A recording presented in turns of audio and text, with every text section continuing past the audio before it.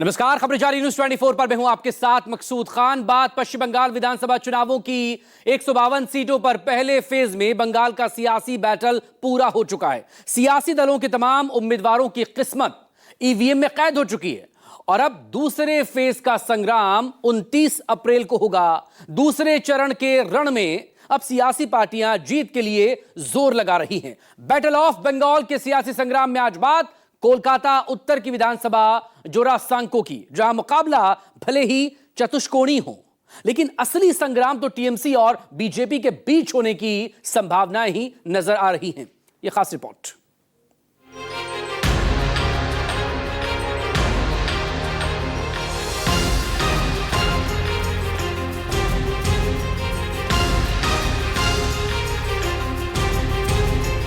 चोर को रखना ध्यान कमल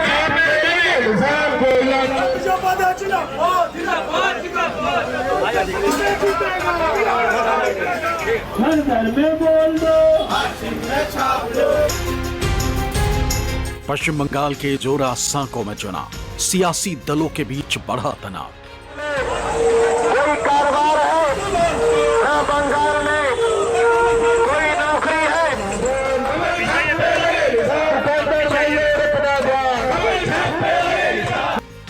जोरासांको की जनता है मौन, गुरुदेव की जन्मभूमि का देव कौन?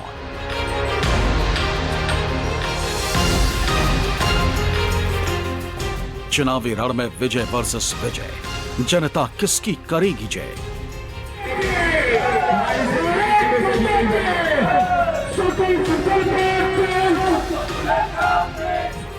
जलेगा कांग्रेस का दीपक या विजय रथ पर बैठेंगे भरत?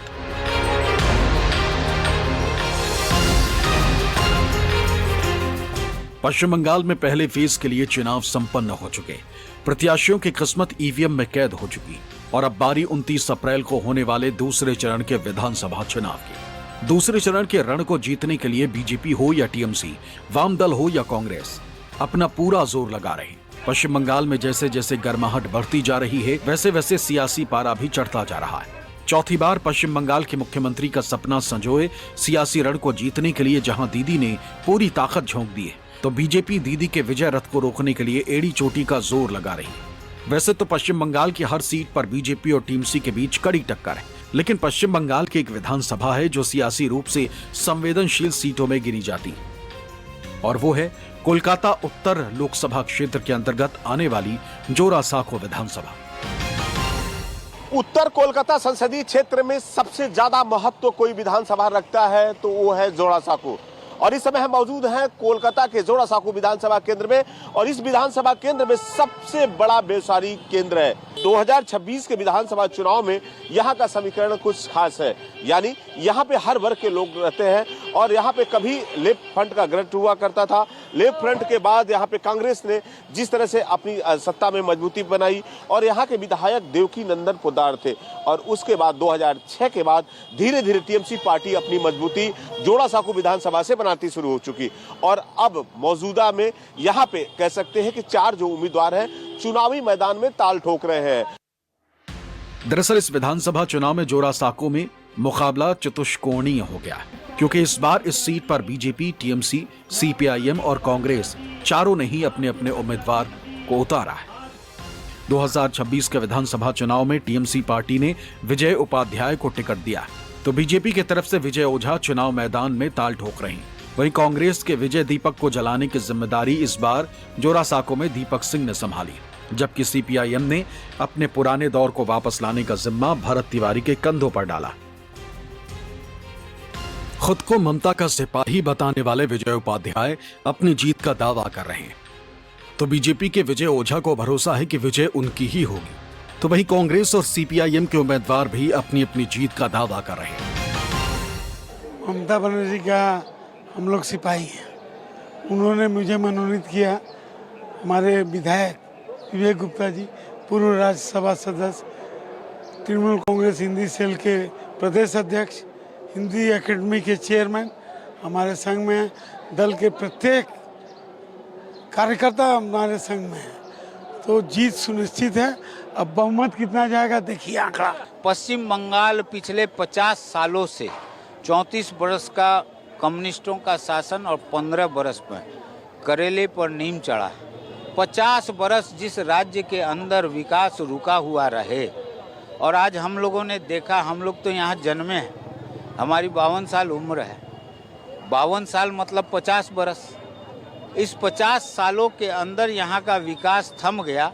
ये तभी संभव होगा जब 4 तारीख को यहाँ पर डबल इंजन की सरकार आएगी। आखिरी सवाल विजय भाई, कितने मतों से जीत की उम्मीद कर रहे हैं? कितने वोटों से विजय ओझा इस बार विजयी हो रहे हैं?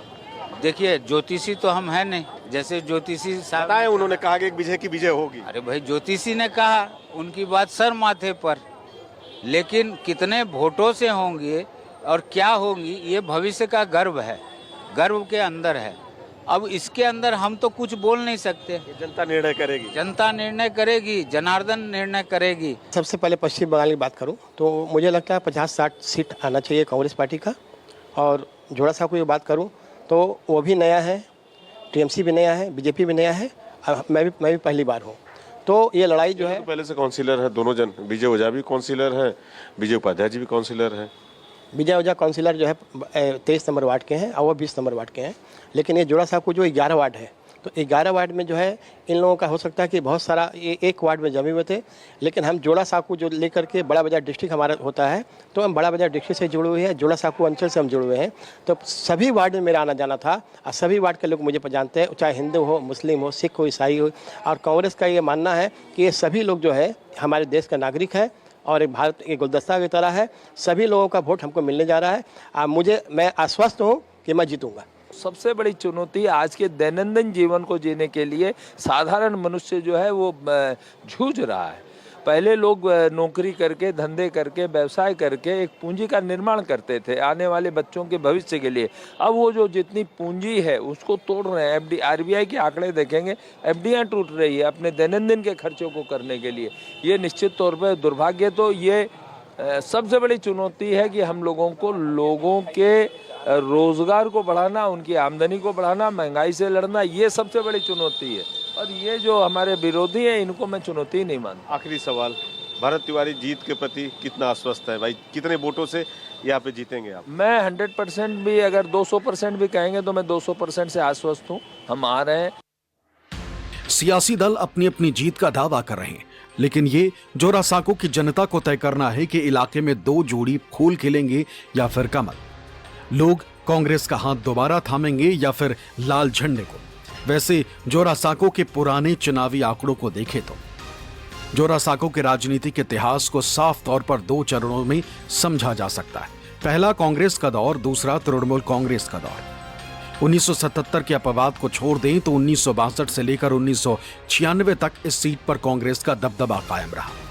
कांग्रेस के सीनियर नेता देवकी नंदन पोद्दार यहां से 7 बार विधायक बने। पोद्दार 1969 में पहली बार और 1996 में आखिरी बार इस सीट पर जीते थे। इसके बाद इस सीट पर टीएमसी ने कब्जा कर लिया। 2001 में टीएमसी की एंट्री हुई। पहली बार टीएमसी के सत्यनारायण बजाज विधायक बने और 2001 और 2021 तक इस सीट पर टीएमसी का कब्जा बरकरार है।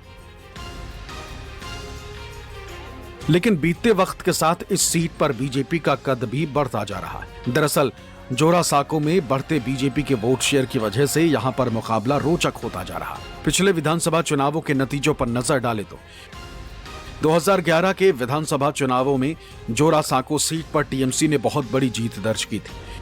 टीएमसी की स्मिता बख्शी को 57,981 वोट मिले थे, जो कुल वोट का 51.11% था। जबकि सीपीआईएम के जानकी सिंह 26,461 के साथ दूसरे नंबर पर रही थी। उनका वोट परसेंट 23.33% था। जबकि बीजेपी की मीना देवी पुरोहित ने 15.13% वोट शेयर के साथ 17,161 वोट हासिल किए थे। 2016 में स्मिता बख्शी का वोट शेयर घटकर 42.79% रह गया। उन्हें कुल 44,766 वोट मिले। इस चुनाव में बीजेपी 36.77% वोट शेयर के साथ दूसरे नंबर की पार्टी बनी। बीजेपी के राहुल सिन्हा को 38,476 वोट मिले, जबकि तीसरे नंबर पर 15,639 वोट के साथ आरजेडी के अविनाश कुमार अग्रवाल रहे। उन्हें 14.95% वोट मिले। 2021 के विधानसभा चुनाव में टीएमसी और बीजेपी दोनों का वोट शेयर बढ़ा। टीएमसी के विवेक गुप्ता को 52,123 वोट मिले, उनका वोट शेयर 52.67% रहा। जबकि बीजेपी की मीना देवी पुरोहित को 39,380 वोट मिले, उनका वोट शेयर 39.80 रहा। जबकि कांग्रेस के जनाब अजमल खान 4,769 वोट के साथ तीसरे नंबर पर रहे और उनका वोट शेयर 4.82% रहा। पश्चिम बंगाल के कोलकाता का जोड़ा साकू इसलिए बहुत बेहद अहम खास रखता है क्योंकि कोलकाता के जोड़ा साकू में यहाँ पे सभी वर्ग के रहते हैं, हिंदू, मुस्लिम, सिख, ईसाई, यानी ये वर्ग जिसको चाहता है उसी की यहाँ पे विजय होती है। 1969 से लेकर 1996 तक यहाँ पे देवकी नंदन पोद्दार जो कांग्रेस के विधायक थे, करीबन 7 बार यहाँ पे विधायक थे, यानी कह सकते हैं कि ये इलाका कांग्रेस का गढ़ था। वहीं पहली बार कांग्रेस में यहाँ पे जिस तरह से टीएमसी पार्टी सेंध लगाई और टीएमसी पार्टी के 2001 में यानी सबसे पहले जो विधायक हुए यहाँ पे सत्यनारायण बजाज, उन्होंने टीएमसी का झंडा गाड़ा। उसके बाद उनके बेटे यानी 2006 में दिनेश बजाज यहाँ से विधायक थे और उसके बाद यहाँ पे 2011 और 2016 में टीएमसी पार्टी की विधायक स्मिता बख्शी थी। वहीं 2021 में यहाँ के विधायक विवेक गुप्ता टीएमसी पार्टी के ही थे और इस बार 2026 का विधानसभा चुनाव हो रहा है और इस बार चुनावी समीकरण में यहाँ पे चारों उम्मीदवार ताल ठोक रहे हैं। जाहिर है बीतते वक्त के साथ जोड़ा साकू में बीजेपी की पकड़ मजबूत होती जा रही है और यही वजह है कि इलाके की जनता भी इस चुनाव में मुकाबला बीजेपी और टीएमसी के बीच ही मान रही। दरअसल बीजेपी को यहां गैर बंगाली वोटर्स का समर्थन है। बुर्रा बाजार जैसे व्यावसायिक इलाकों में बीजेपी की पकड़ मजबूत है, जो टीएमसी के लिए सीधी चुनौती बनता जा रहा है। 2024 के लोकसभा चुनावों में टीएमसी ने यहां बढ़त बनाई थी, लेकिन जमीनी स्तर पर बीजेपी काफी मजबूती से अपनी उपस्थिति दर्ज करा रही, जिससे 2026 का चुनाव कांटे का होने की संभावना है। क्या लग रहा है इस बार किसका है माहौल, क्या लग रहा है? परवला को माया है, किसमें क्या होगा नहीं होगा, जिसको जो नसीब होगा। मोदी आए चाहे दीदी आओ चाहे सीपीएम आओ, कोई भी तो आना है। लेकिन आपको तो यही मेहनत करना पड़ रहा है ना, मेहनत करके खाने। फायदा होता हुआ है चाचा, जो सीपीएम पहले था उसके बाद दीदी आई है। सीपीएम के राज में और कुछ नहीं है, सीपीएम जो था उसका सामने कोई नहीं है। सीपीएम बहुत कुछ किया है। हाँ बहुत कुछ किया है। दीदी लग रहा है, मोदी जी भी तो आए हैं, ताल ठोक रहे हैं एकदम बंगाल से। जिसका नसीब में होगा उसका होगा। क्या लग रहा है दिमाग में इस बार चल रहा है? दिमाग में तो लग रहा है जो आएगा सामने उसी को दे दो, बस वोट में तो यही लग रहा है। अच्छा हाँ क्या करते हैं यहाँ? बड़ा बाजार पोस्ता में है यही तो, हम लोग ठेला गरीब आदमी कमा के खाता पीता है, टाइम होता है हफ्ता में एक दिन घर में जाता है फिर आ जाता है काम करने के लिए। आज का चाची वोट उठ है यहाँ पे है? वोटर तो है ही है, बाकी बोल रहे हैं कि नहीं कैंसिल हो जाएगा, कौना झुक के बोल रहे हैं। अच्छा। निकालने के लिए ना दादा के लिए तो दादी के लिए, वो पुराना जमाना में कहिया मर गया उसका है अभी वोटर कार्ड है। इस बार कटा है ना, है आपका? हट गया। अच्छा हट गया, हट गया, मेरा लड़का का भी हट गया, मेरा भी हट गया। गए बीएलओ से बातचीत किए, कुछ किए बीएलओ से? सब किए, बोलता वही ससुर के लिए तो दादा दादी के लिए, वो लोग है अभी जो ले आएंगे। अब नहीं है इस बार वोट, नहीं हो गया, नहीं कैंसिल कर दिया तो कहाँ से देंगे? कुछ मुद्दा उद्दा है भैया यहाँ पे, कुछ ऐसा दिख रहा है मुद्दा? ऐसा कोई बात नहीं है, दीदी की सरकार है यहाँ पर। अच्छा दीदी ही आएगी और कोई नहीं आएगा। सीपीएम कह रहा है कि हम भी आएंगे, कांग्रेस भी कह रहा है, बीजेपी भी कह रही है। सीपीएम में कोई जवानी ही नहीं है यहाँ पर, सीपीएम खत्म हो गया, बीजेपी वर्सेस का नाम है टीएमसी। ऐसा दीदी का क्यों जादू है, क्या वजह है कि दीदी का जादू सबके सर चढ़ के बोल रहा, कोई है? ऐसा कोई जादू ही नहीं है दीदी का, ममता बनर्जी का कोई जादू नहीं है। अच्छा सरकार उन्हीं का है, उन्हीं का है। क्या कहेंगे इस बार का? देखिए बड़ा 26 में एक तरह से एसआईआर का मुद्दा है ये। भैया बैठिए ना, बैठिए जी। इस बार के इलेक्शन में एक चीज उभर के आई है, इस बार इलेक्शन जो है यहाँ बंगाल का हिंदू मुसलमान का नहीं होगा। एक बात हमारा याद कर दो, मंदिर मस्जिद तो हो रहा है ना इस बार, हिंदू मुसलमान नहीं होगा। इस बार मेन फैक्टर होगा बंगाली, बंगाली जिधर मुड़ेगा उधर वही जीतेगा। दरअसल इस सीट पर करीब 2 लाख के आसपास मतदाता है और इस बार पश्चिम बंगाल में एसआईआर एक बड़ा मुद्दा बना हुआ है। सियासी दलों के प्रत्याशी भी इस बात को मानते हैं कि एसआईआर का असर इस चुनाव पर जरूर पड़ेगा। कांग्रेस का आरोप है कि जिन फर्जी वोट के जरिए टीएमसी सत्ता में आती रही है, इस बार उसके लिए मुश्किल होगी। जबकि सीपीआईएम एसआईआर के जरिए बीजेपी ने राज्य में अराजकता फैलाई है, जबकि बीजेपी ने एसआईआर को श्रद्धा पक्ष से जोड़ते हुए टीएमसी पर तंज कसा। एसआईआर में भाजपा का नुकसान हुआ है, हिंदी भाषाभाषी और मारवाड़ी भाषाभाषी का वोट बेसी कटा है। यहाँ पर एसआईआर को जबरदस्ती एक मुद्दा बना करके और उसके अंदर में बाधा दे करके जो एएसडीडी वोट होते हैं, जो एब्सेंट, शिफ्टेड, डेथ और डुप्लीकेट, उनको क्या रखा जाएगा। हम लोगों ने देखा है कि आप जानते हैं श्राद्ध पक्ष में हम लोग अपने पूर्वजों को, यानी पूर्वज मतलब जो हमारे बीच अब नहीं रहे, हमारे रिश्तेदार, माता पिता भाई कोई भी हो सकता है, उनको हम लोग आमंत्रण देते हैं। लेकिन पश्चिम बंगाल के अंदर जिस दिन चुनाव होता है उस दिन सत्ता पक्ष जो है टीएमसी उनको विशेष रूप से ला करके वोट दिलाती है। अब शायद वो उस दिन नहीं आ पाएंगे, इसलिए पेट में दर्द है। इलेक्शन कमीशन राजहंस की तरह दूध का दूध अलग रख रहा है, पानी अलग कर रहा है, इसलिए पेट में दर्द है। इस बार एसआईआर होने के बाद में कुछ तो गलतियां हुई है इलेक्शन कमीशन से कि बहुत सारे अच्छे लोग थे जिनका कि सही में जैसा वोट होना चाहिए था उसका वोट कटा है। तो ये सबसे पहले इलेक्शन कमीशन ये डिमांड करेंगे कि जो सही वोटर है उनका तो वोट में नाम आना चाहिए और जो गलत है उनका कटना चाहिए। तो ये जो मरे हुए वोट थे, आज जिनका डबल वोट था, तो ये सारे वोट जो सत्ताधारी दल है वो लोग मारते थे, तो उसका उनको नुकसान होने जा रहा है, बहुत सारा नुकसान होने जा रहा है। मारते थे मतलब क्या फॉल्स, फर्जी होता था? मतलब वोट होता था, बिल्कुल फर्जी वोट होता था। जो सत्ताधारी दल चाहे जो भी था, पहले सीपीएम और उसके बाद में टीएमसी, तो ये उसका फायदा उन लोगों को मिलता था, अब उसका फायदा उन लोगों को नहीं मिलने जा रहा है। कितने वोटरों का नाम कट चुका है, उसका इफेक्ट जोड़ा साकू पे पड़ेगा? कुछ जोड़ा साकू पर पड़ेगा, निश्चित तौर पर पड़ेगा, क्योंकि जो लोग थे तो वो तो वोट से वंचित हुए हैं और इसके लिए हम लोगों ने चारों तरफ से चौतरफा लड़ाई लड़ी। लेकिन जो अराजकता भाजपा ने फैलाई है इस पश्चिम बंगाल में एसआईआर को लेकर, वो निश्चित रूप से दुर्भाग्यपूर्ण रहा है। और जो लोग मजदूर करके यहाँ पर प्रवासी जो मजदूर थे उन्होंने मान लीजिए यहाँ पर वोट देते थे, अब वो वहाँ पर उनका वोट नहीं था लेकिन यहाँ वो देते थे, लेकिन उनके वोट अब 2 दिन की मजदूरी करके फिर 3 दिन बाद आओ, 4 दिन बाद आओ, ये दिक्कतें श्रमिकों के साथ रही है। और ये चारों तरफ ही माने ये जो जिस प्रकार से आतंक राज इन्होंने किया अपने सत्ता को लाने के लिए, ये लोकतांत्रिक व्यवस्थाएं नहीं थी, लोकतंत्र के लिए बड़ी घातक बात है। कोलकाता उत्तर लोकसभा क्षेत्र के अंतर्गत आने वाली विधानसभा जोड़ा साकू सीट क्यों सियासी दलों के लिए खास बन जाती है, अब जरा वो भी जान लीजिए। दरअसल जोड़ा साकू विधानसभा एक जनरल कैटेगरी की सीट जो कोलकाता के बीचों बीच पूरी तरह से शहरी आबादी यहां बसती, इसलिए यहां के मुद्दे व्यापार, ट्रैफिक, नगर सेवा और रोजगार जैसे होते। दूसरा, यहां की आबादी मिक्स्ड है, यहां बंगाली, मारवाड़ी, हिंदी भाषी, मुस्लिम समेत अन्य समुदाय के लोग भी रहते, इसलिए यहां चुनाव में जाति नहीं बल्कि गठबंधन और सामाजिक समीकरण ज्यादा काम करता है। दरअसल यह इलाका बड़ा बाजार जैसे व्यापारिक इलाकों के करीब है, इसलिए इसका व्यापारिक महत्व भी यहां व्यापारी वर्ग का वोट काफी असर डालता है। कोलकाता शहर की सीट होने के कारण राजनीतिक पार्टियों का खास ध्यान इस सीट पर रहता है, जो इसे हाई प्रोफाइल सीट बना देते हैं। इस बार बड़ा बाजार का जो मिजाज है क्या कह रहा है? इस बार मिजाज कुछ नहीं कह रहा है, मिजाज यही कह रहा है कि यहाँ टीएमसी, ममता बनर्जी, अभिषेक बनर्जी, विजय उपाध्याय ही जीतेगा और कोई टक्कर में ही नहीं है। कि आगे पीछे कोई हो तब तो सोचे कि ये टक्कर में आया है। आज तक कोई 23 नंबर वार्ड में कोई काम नहीं हुआ, 15 साल रह गए भी यहाँ पे कोई काम नहीं हुआ, तो एमएलए का सोच कहाँ रख रहा है?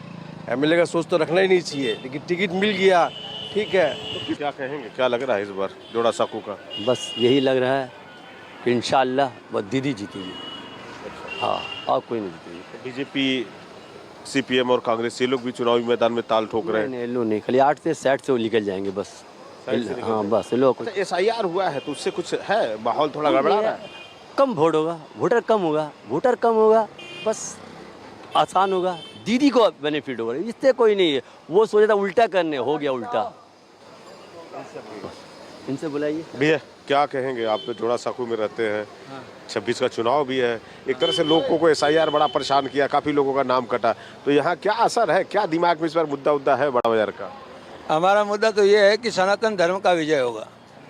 जो सनातन को मानने वाले हैं उनका विजय होगा आपका क्या कह रहा वस्तुतः एज ए ज्योतिषी के हिसाब से? ज्योतिषी के हिसाब से ले लीजिए कि सिंह राशि जिसका है तो सिंहस ही रहेगा, क्योंकि यदि खाली मोदी नाम लेते हैं, ममता नाम लेते हैं तो एक ही राशि होता है, लेकिन आप नरेंद्र और ममता लाते हैं तो ममता दीदी है। वैसे जोरा साको सीट का ऐतिहासिक महत्व भी है। दरअसल इस इलाके का सीधा जुड़ाव गुरुदेव रविंद्रनाथ ठाकुर से भी है। दरअसल जोरा साको ठाकुरबाड़ी में रविंद्रनाथ टैगोर का पैतृक घर है। यहाँ 7 मई 1861 को उनका जन्म हुआ था। कोलकाता में मौजूद इस ऐतिहासिक हवेली में ही रविंद्रनाथ टैगोर का बचपन बीता था। 1785 में द्वारकानाथ टैगोर की हवेली अब बंगाली पुनर्जागरण का केंद्र बन गई। यह हवेली साहित्यिक और कलात्मक प्रतिभा के विकास के साक्षी है। ठाकुरबाड़ी यानी रविंद्रनाथ टैगोर का पैतृक घर है। रविंद्रनाथ टैगोर का जन्म यहीं पे 7 मई 1861 में पैदा हुए थे। रविंद्रनाथ टैगोर का पूरा जीवन यानी बचपन इसी घर में बीता है। रविंद्रनाथ टैगोर यहीं से पड़े बले हुए हैं और अब ये रविंद्र विश्व भारती के नाम से जाना जाता है। यानी जोड़ा साकू विधानसभा केंद्र का इतिहास रविंद्रनाथ टैगोर से भी जुड़ता है।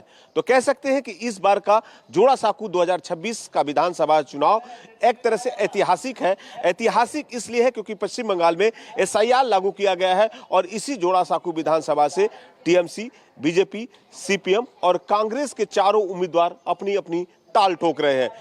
2026 के चुनाव में कोलकाता की जोरा साको सीट पर मुकाबला मुख्य रूप से TMC और BJP के बीच सिमटा दिखाई देता है। शहरी मतदाता और मध्यम वर्ग का रुख इन चुनावों के नतीजों पर बड़ा असर डाल सकता है। अल्पसंख्यक वोट बैंक हालांकि परंपरागत रूप से तृणमूल के साथ रहा है, लेकिन BJP का बढ़ता संगठन भी अहम होगा। कुल मिलाकर कहा जा सकता है कि जोरा साको में इस बार का सियासी मुकाबला बेहद कड़ा होने की संभावना है। कोलकाता के जोरा साको से मनोज पांडे की रिपोर्ट, न्यूज़ 24।